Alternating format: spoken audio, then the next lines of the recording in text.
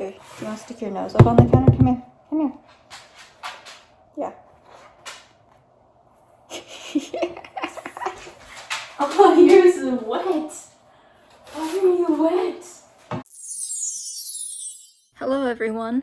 Welcome back to my channel. This video should be coming out on February 11th. That means a lot of you are getting ready to have a very, very fun weekend. Interpret that however you think it should be interpreted. I want to do something fun for Valentine's Day, even though I'm single and don't leave my house. So we're gonna bake. The key character in this video is going to be my sourdough starter Gregory. We are making a sourdough loaf. I had a moment of genius while I was bored at work the other day, and I thought, I wonder what would happen if you tried to make a chocolate strawberry sourdough. Because I love a chocolate strawberry and it feels thematically appropriate. Am I wrong? I haven't gotten any yet. I'm gonna try to get some strawberry preserves or strawberry jam, and because I don't want to mess with fresh fruit, I'll be honest. And I've used jam before. I did a blueberry and lemon one, and that one turned out okay. It was a little sticky, but whatever, it's fine. That's why we have parchment paper, and that's why we wash our hands. So that's my plan. I also have chocolate chips. I'm not gonna go overboard. I will go on board. I will be on a board. So Gregory is in the other room. I'm waiting for him to rise. Disclaimer before we get into this, my sourdough starter is completely gluten-free. I got it as a gift. I got this, like a dried out starter as a gift from my grandparents. I don't have celiac. I don't know what's wrong with me, but it's not celiac. I have noticed a very clear pattern of I get horrible indigestion whenever I eat gluten, so I tend not to. However, I learned relatively recently that sourdough is relatively low in gluten, just regular sourdough. And I can eat rye bread, no problem. I love rye bread. So I got a loaf of sourdough and I've just been making sandwiches with it almost every day just to see what happens. And I'm fine. It does not affect me at all. So I'm fed up with doing gluten-free sourdough because it doesn't rise properly and the crumb texture is all messed up. You need a dozen other ingredients to make it doable. It's just, like if I don't need to be doing it, it is possible. It is possible if you can't have any gluten. It is possible, and there are some good recipes out there. So I will link the one I use in the description. I pretty much feed Gregory with brown rice flour. After this, I'm going to start feeding him with regular flour and see if he'll accept that. This was kind of like, this is my last gluten-free loaf. So just kind of be aware that Gregory is going to look weird. He does not rise the way that regular sourdough starters rise. And my bread is going to look weird. Like, I can't, you know how people on TikTok do the crunch test? I can't do that with him. Doesn't matter what I do, he's never going to be fluffy enough for that. I put Gregory in the other room with a heater because my house is really cold. Waiting for him to rise. I'm hoping I can get my loaf started today and let it rise long enough that I can toss it in the fridge and do the cold ferment overnight and then bake him tomorrow, but we'll see. So I'm gonna go get Gregory and I will show you Gregory and we will see how he is doing. So here's Gregory. You can see he's got a couple of bubbles starting. But he's probably going to get up closer to here by the time he's done rising. So we still got a bit.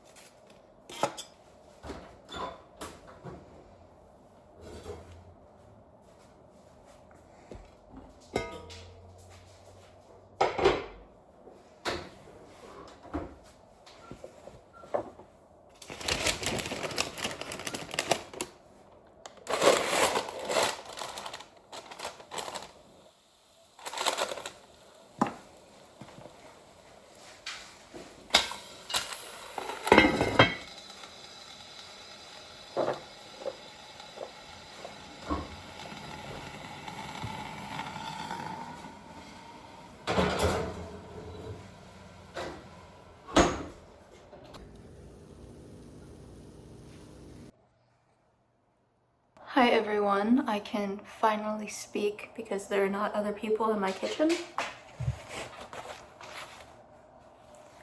We have Gregory. Sorry, that's my dog. Here, you want to stick your nose up on the counter? Come here, come here. Yeah. Yeah. This bread knife, it's very good. It's Mercer high carbon stainless steel. It's just a bread knife, but it is very good, and my mom got it for me for my birthday, and supposedly it's a lot cheaper than a lot of bread knives, but it's much better. This bag is beeswax, and it's a reusable bread bag. Look at that.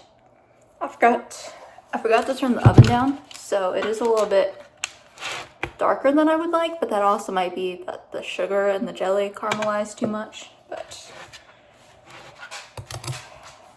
hey, this has chocolate in it. You can't have it.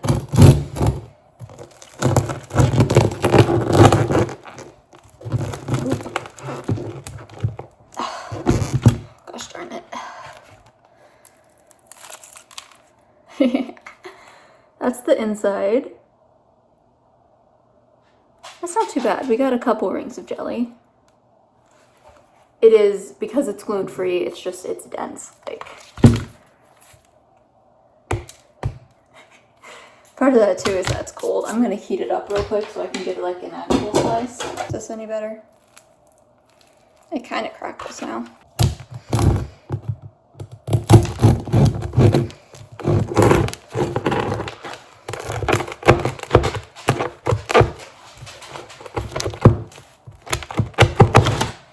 There we go.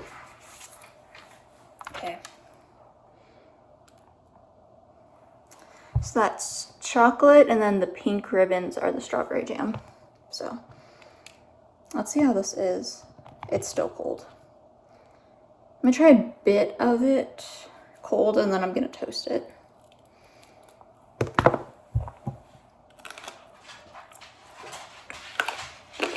Well, that tastes like exactly what you think it would taste like. It tastes like strawberries and chocolate. We're gonna toast it. It's one of those things, so it's good. I'm not sure I'm gonna eat a whole loaf of this. Hopefully my mommy thinks it's good. Okay. Ow, hot. It's kind of toasted. And I got some butter. This actually isn't technically butter. What's crazy is that my mom has been buying it for so long that now anytime I have real butter on toast or another type of margarine, I'm like, this doesn't taste right. And we're gonna have some flaky salt. I don't know why I'm rolling up my sleeves and I'm about to fight this piece of toast. It is much better toasted. This may be my dessert for the next couple of weeks. Because I think the problem is it's my breakfast time right now. And I think that's just not hitting because I don't like sweet things for breakfast. So, would I recommend doing this? If you like strawberries and chocolate, sure. Do you like fruit and chocolate in general? Sure. If you like sweet sourdough. It was good. It was fun. I will put some tools in the description for making gluten-free sourdough. I'm not an expert at it. I mostly just follow what other people do. I will let you guys know how my experiment with full gluten sourdough goes, because it's going to be very different. For one, I have to knead it. I have to knead again. I miss kneading. I love kneading bread. Yeah, we'll see. I fed Gregory twice now, and he seems to be acting normally. Like, he adjusted the bread flour very quickly. So that's good to know that you can just, you know, it probably doesn't work in reverse, especially if you are celiac and you can't have any cross-contamination, but that sourdough starters are resilient, and as long as they're getting fed, they don't really care what it is. Obviously, they like some things better than others, but they'll still develop yeast. So I've had the most success with brown rice flour. Recommend that. And I'll put the recipe that I used to make this bread down in the description. It's kind of the best one I found. I'm sure that there are others that feel more like glutinous bread, but those require like making your own flour blend and getting a bunch of like not weird, but like specialty ingredients. And like for some people that may be very possible. For me, it was not. So having 4 ingredients and making that work was about as much as I can do. So I will share that in the description in case it helps anyone. But other than that, I wish you all a happy Valentine's Day. Let me know what you guys' starters' names are. I'm happy to hear about them. Let me know some of your favorite recipes in the comments.